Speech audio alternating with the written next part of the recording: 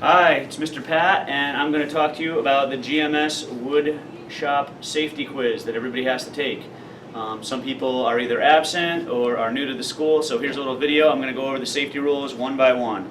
So the first one, always wear your safety glasses. Glasses are a little different. We keep them over here in this cabinet. Glasses fit over your ears and on your nose. This is not wearing safety glasses. This is wearing safety glasses. These guys over here are actually goggles with the strap. These would be for trying to keep chemicals out of your eyes because they wrap all the way around your face, kind of look like a raccoon when you take it off. You got that mark around your eyes. We usually don't use goggles. Most of the time we're going to be wearing safety glasses. Good stuff.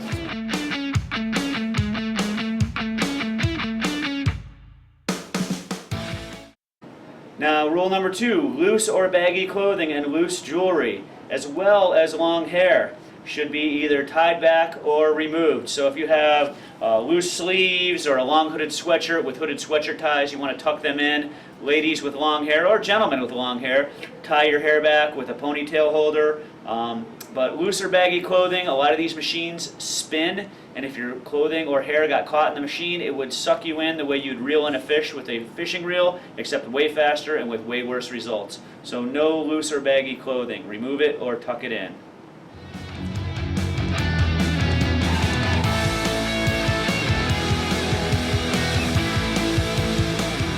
Open-toed shoes, in other words, flip-flops, sandals, anything where your toes are exposed, not allowed. Now, it's not a big deal in the winter, but in the fall and September, and certainly in May and June, a lot of people are wearing open-toed shoes and flip-flops and sandals.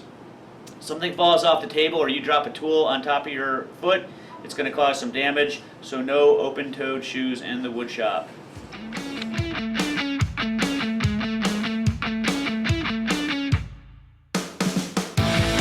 Number 4, always ask for permission before using a machine.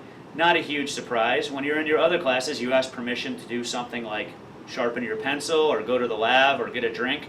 So in here, of course, you would ask permission to use a machine. Even if you're in line and you're next in line, even if the teacher's standing right there, ask permission. It gives the teacher a minute to look at you and say, hey, you need to tie your hair back, or where are your safety glasses? Or maybe you want to tuck in those hooded sweatshirt ties. Or maybe, hey, guess what? We got to change the size of drill in this drill press so you don't wreck your project by drilling too big a hole. So always ask permission before using a machine.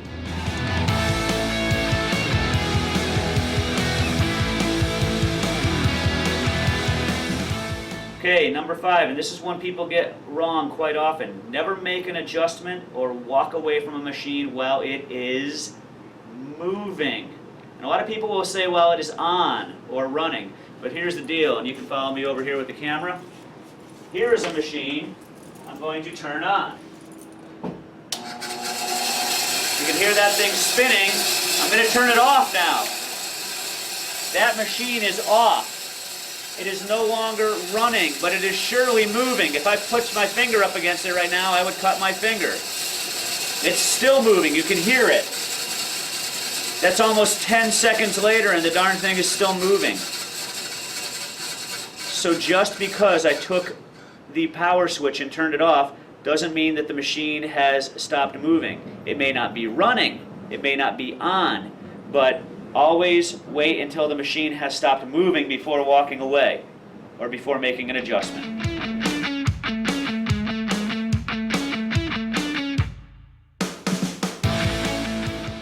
All right, number 6, you should never touch a machine without being shown exactly what it does. A great example is this table right here. This table is a router table, which you would be using in 7th and 8th grade if you make it there. Okay? If you don't know what it does, don't touch it. This on-off switch right here can make that little bit right there move at a speed that your eye cannot see super fast. If you don't know what it is, leave it alone.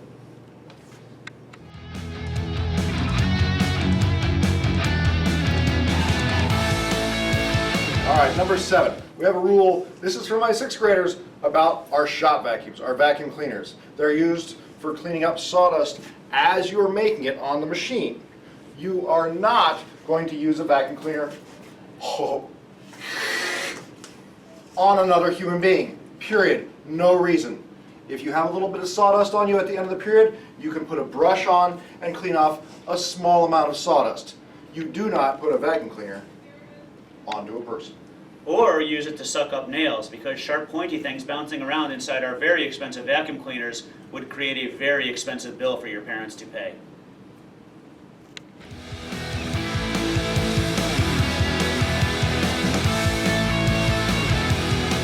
Okay, the blade guard is a device on the bandsaw and the scroll saw which needs to be set correctly in order for it to move.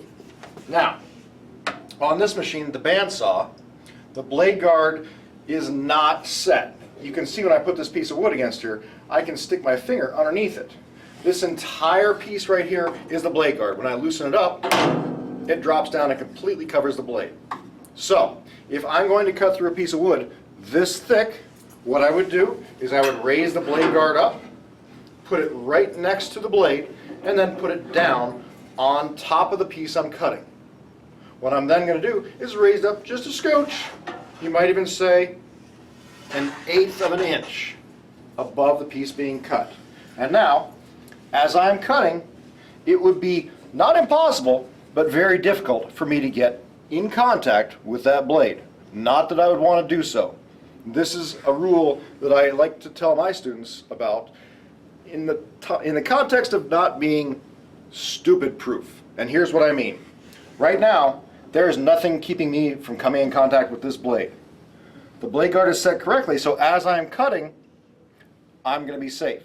When I am done cutting, my hands will be inside a moving machine, and I still had better be paying attention to what I'm doing to get my hands out of there, because this device only works if it's set correctly and you're paying attention to what you're doing.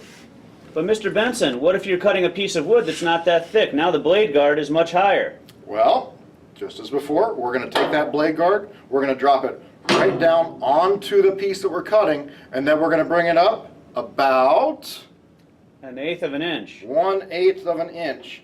I'm going to lock it in place, and now that board can be cut just as safely as the next.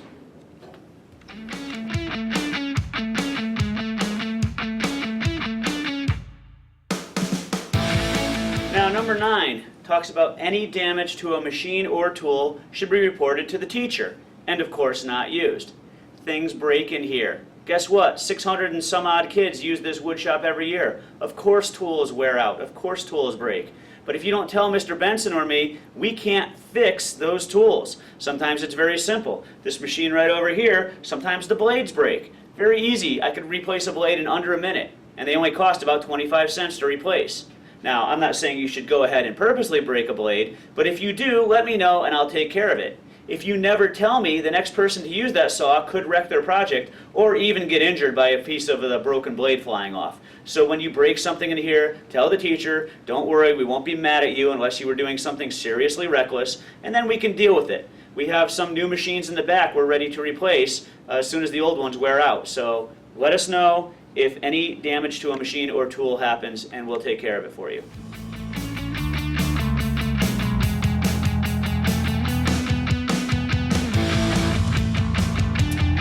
Number 10, we were just talking about any broken tools or machines. What if a student gets broken? And by broken, I mean you have an injury or an accident. You slip and fall and hit your elbow on the table.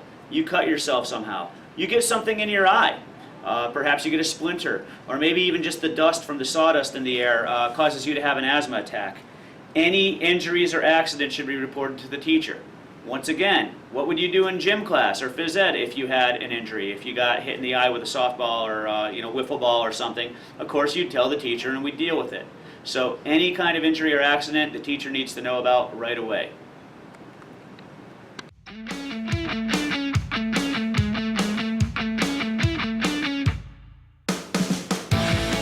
Number 11, hands or fingers should never enter the blade path. What is the blade path, you ask me? Well, as we know, a path leads somewhere. So the blade path leads to the blade. Over on this machine here, you can see this is where the blade is, and directly in front of it, we've drawn this red line. That leads right to the blade. Now, to cut my piece of wood, I have to put my wood in front of the blade path. What I never want to do is put my fingers or my hand in front of the blade path. Should I slip, or should somebody bump into me, or should the cut just go quicker through the wood than I expect, my fingers would be right directly in front of that blade. That would be very dangerous. I need to find a way to hold my workpiece so my hands stay outside of the blade path. Over here there's another machine, and there's another red line. Pretty much every saw in the world has a blade path. Here's our blade, and you can see there's a little red line right there that leads right up to it, and this is how I would hold it. Never like this, because that would put my fingers in the blade path. So it keeps hands and fingers out of the blade path. Along with our blade guard we talked about earlier, if you have those two things, it's almost impossible for you to get injured on a saw.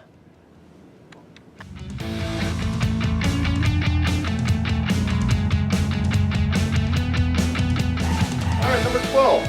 Do not distract a person or the teacher when they're working with a power tool. Now, every time I see my 6th graders start working on their clipboards, there is what I like to call a little bit of apprehension when you use the machine. That is to say, you're not going to be completely confident about what you're doing. So, you're going to want to be focused 100% on what you're doing. So I'm ready to go. I'm focusing on what I'm doing. I got one hand on the left side, one hand on the right side, and I get ready. Oh, I'm nervous. I don't know. I'm nervous. Okay, here I go. Okay, I'm gonna get ready to go. Okay. Hey, did you know there were tater tots today? Oh my God, man! What's wrong with you? I could have cut my fingers off. Oh, I'm sorry. I thought it was really important you knew that tater tots were on the menu for lunch today. See? Don't distract somebody while they're using a machine. Could happen.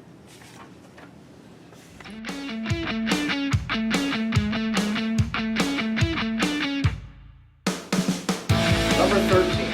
When carrying sharp tools, sharp objects, they should always face down. This is important because at the end of the period, when Mr. Benson and Mr. Pat is telling everybody, okay, it's time to clean up, let's go, let's go, let's go. It's possible that somebody could pick up one or more things and with the best intentions, while holding them wrong, or very wrong, come running across the room with incredibly sharp tools pointed at other people or themselves. By the way, you've got lots of really important things in here. Face up, which would end catastrophically if you fell down. So, by a process of elimination, the best bet is carrying sharp tools facing down. After all, if you drop something on your foot, you've got two of them.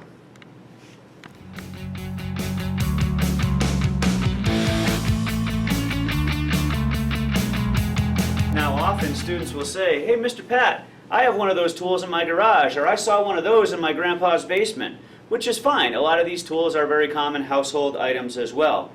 But if you are going to use a tool or machine at home, you always need to ask permission, all right? You might go to use a drill in your garage, and it's a drill that's only for metal, and by cutting a piece of wood, you might mess it up, or you might mess up your piece of wood. And when it's not your thing anyway, you should always ask permission before using something else that belongs to somebody else. So, if you're going to use a tool or machine at home, always ask permission.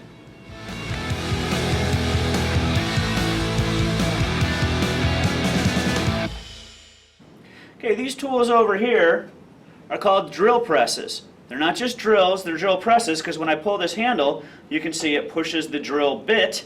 That's the part that makes the hole, or bites the wood. I like to think of it as that way. The drill bit goes up and down. So this is a drill press.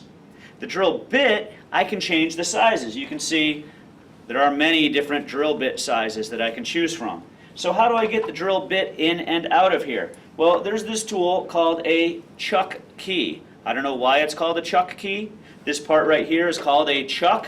I don't know who named it, but this opens it up, and things that open locked things are called keys. So this chuck key goes in here, and I can remove my drill bit, and I can even put in a much smaller drill bit if I needed to, and lock that in, because we lock things with a key. Now, if I left my chuck key in this chuck and turn on my machine, it's going to spin around and the chuck key will go flying. We don't know where. When I turn this on, very quickly it's spinning at a very high speed, and as we all know from carnival rides and things like that, things that spin tend to move outwards. It's called centrifugal force. So as this thing spins, the likelihood of this chuck key flying out and whacking someone in the head is very high. So always remove the chuck key before turning on the drill press.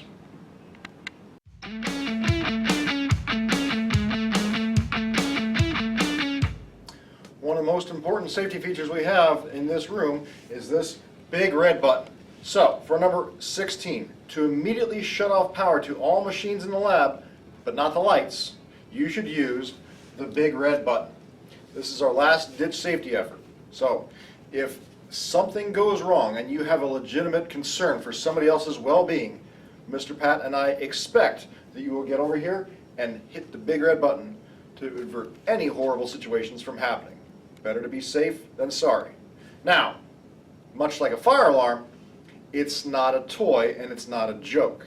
It's there if you need it, and if you need it, go ahead.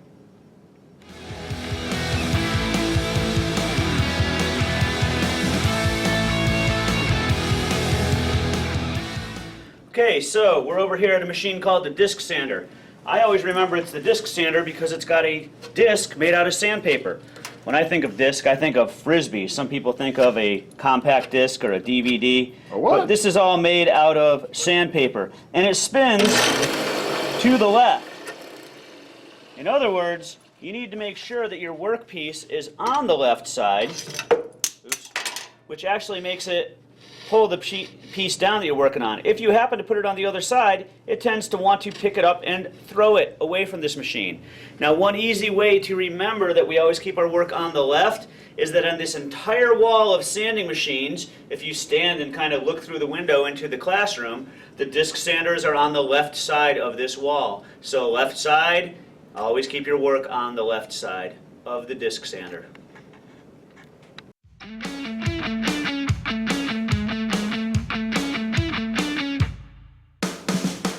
At this point, Mr. Pat and I have probably talked to you about the 3 strikes policy at work in the wood shop. Suffice to say, this is a room for working in. So, it is never appropriate to sit on the work tables, run in the lab, hey you, or fool around.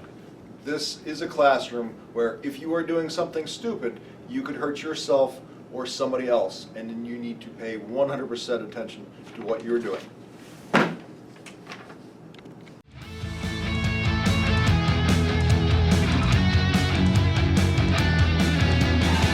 So this one kind of relates back to what we were talking about before, that if a machine is broken, that you should tell the teacher. Well, one of the first signs you're going to notice that a machine might be broken would be it making some sort of weird or unusual noise. If a machine makes an unusual noise, you should turn it off or shut it down. Now, for example, this machine makes sort of a humming, buzzing noise. You can see that it's spinning there. And when I turn it off, it no longer makes that noise. If when I was turning that machine on, all of a sudden it made a loud squealing noise or some kind of a banging noise, you would know that was unusual. And you would go, hey, that's a bad sign, I'm going to turn the machine off. Don't just sit there and watch the machine and go, wow, that sounds terrible, I bet the thing's breaking. Shut it off, find a teacher, tell them about it. It might be something real easy, just a minor adjustment, or it might mean that that whole machine is no longer safe to use. But if a machine makes an unusual noise, turn it off and then tell the teacher, please.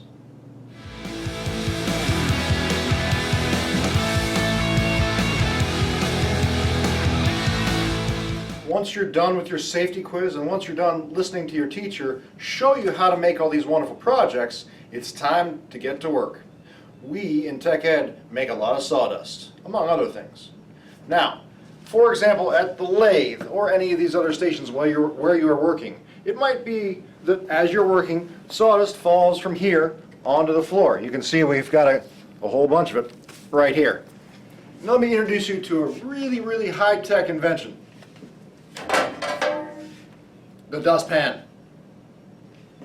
Don't forget, there's an even better version of it. The dust broom. Push it around, sweep it up. If you're making sawdust, that means you're doing a good job, but it's also your responsibility to clean it up.